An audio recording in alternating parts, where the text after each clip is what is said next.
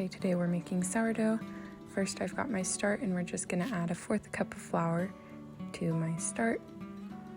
This start is made by adding flour and water, and it'll take natural yeasts from the air to kind of create our start.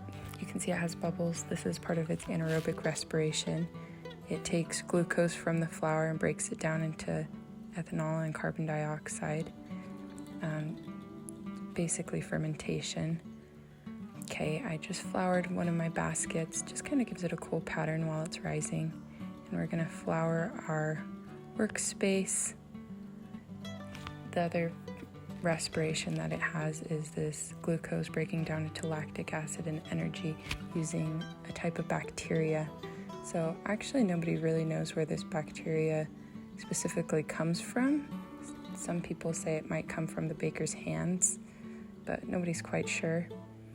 But you can see that our dough has a lot of bubbles in it. I just created this earlier using some flour, water, and a little bit of oil and salt.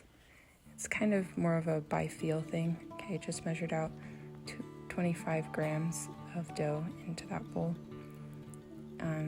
It's not a very specific recipe, but it's pretty much by feel. It's more of an art.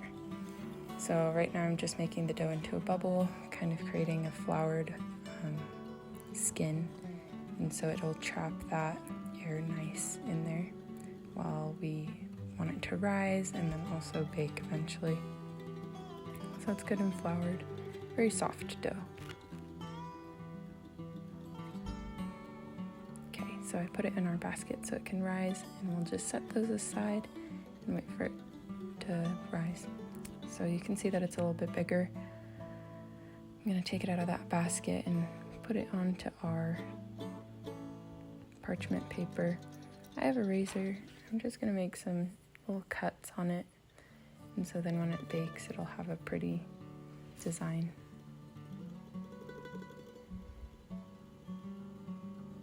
Okay, we're just gonna move this to our Dutch oven. Our Dutch oven has been heating in the oven for about 30 minutes at 450 degrees. You can see one of my done sourdough right next to it. And we're just gonna pop this one into the oven for a little bit, about like 30 minutes. So the Maillard reaction is the reaction between the amino acids and sugars under high heats. So that's what produces that nice brown color and that nice taste. And we're done.